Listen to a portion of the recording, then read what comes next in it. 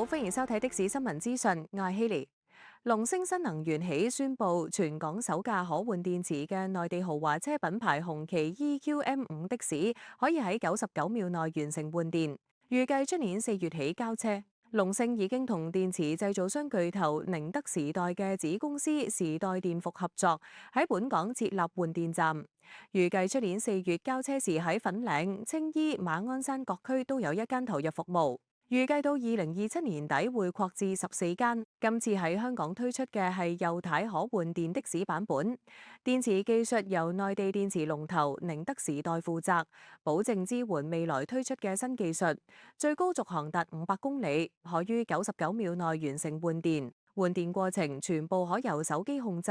車主換電時無需落車，同時支援80千瓦快速充電。龍星指對比現時充電的士，預計司機每年可以節省450個鐘頭補充能源嘅時間。車價同換電費用方面，淨車殼唔連電池價錢為接近19萬蚊，需額外租用電池，每個月1388蚊，首1年有折扣。連電池版本則為接近29萬蚊，需支付每年2499蚊攜電入網服務費，頭3年費用全免。換電費採用月費形式，每月5000蚊，可無限換電，出年全年免費。黃椒表示，換電月費同現時石油氣的士每月入氣費用相若。據龍星表示，攜電入網係指用戶擁有電池所有權，僅通過換電服務獲取電力。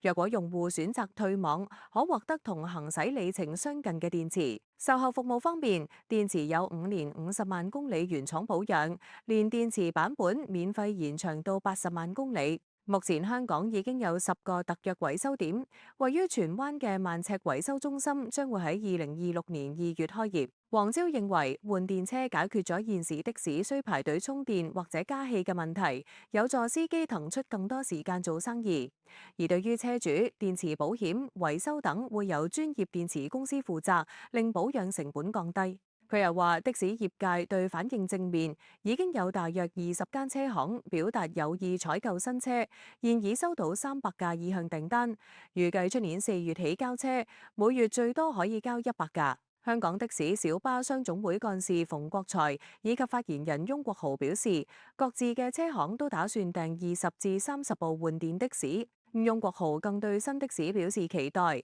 話本港現有嘅充電配套唔足以應付政府2027年底3000部電動的士嘅目標，有信心司機會有興趣，又期望龍星可以增建更多換電站，滿足司機需要。唔知你對以上嘅內容又有啲咩睇法？歡迎留言。如果想了解更多最新嘅的士牌資訊，歡迎下載我哋嘅 App HKTEX 一站式的士買賣租賃平台，密切留意我哋香港的士交易所。我哋下集見。